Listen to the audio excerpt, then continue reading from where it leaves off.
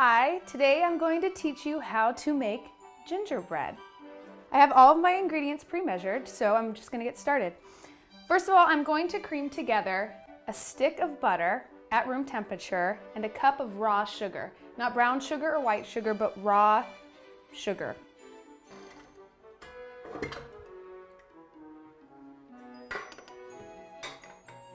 If you don't have a standing mixer like this, you can use a handheld mixer as well, so don't worry about the fancy product.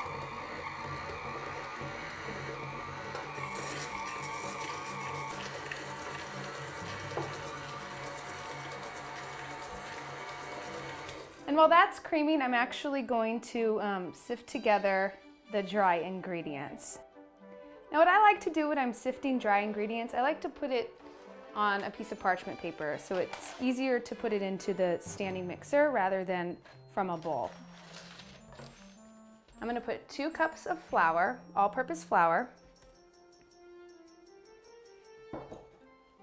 a teaspoon and a half of ground dried ginger, a teaspoon and a half of baking soda, a teaspoon of cinnamon, a half a teaspoon of salt, a half a teaspoon of ground cloves, and a quarter of a teaspoon of ground nutmeg.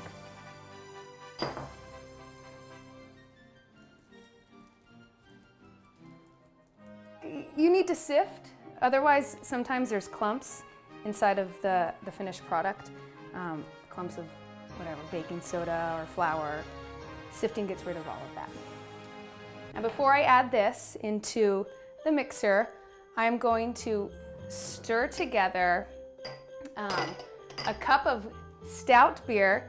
I prefer to use Guinness because it's my favorite beer, and a cup of molasses.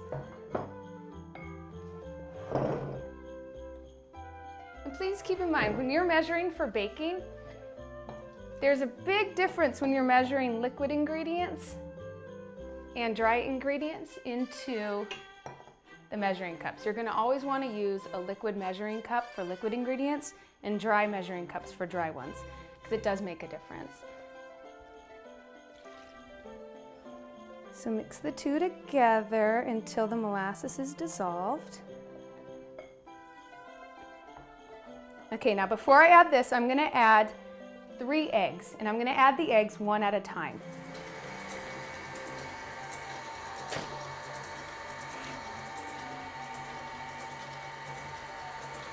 So once those are incorporated together, you're going to add the liquid ingredient and the dry ingredient, and you're going to alternate it when you add it.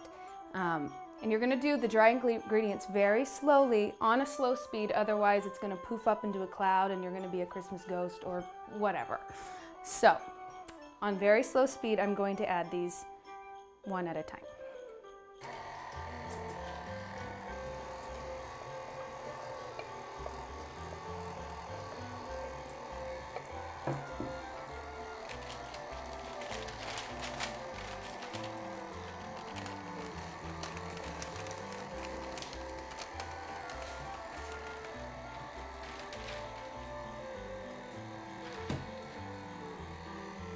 And I'm going to higher the speed up just a little bit because now it's not going to poof up into my face, maybe the third up from the lowest.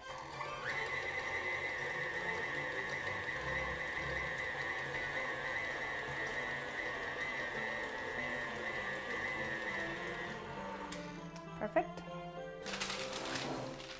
And you're going to pour it into a bread pan that's been lightly oiled or sprayed with cooking spray.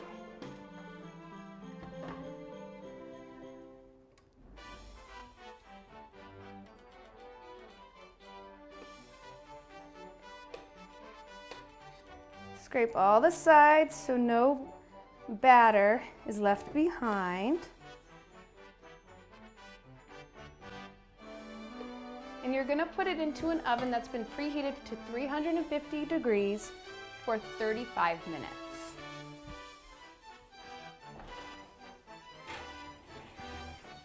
So after cooling, I put it on a plate, and now I'm going to dust it with powdered sugar.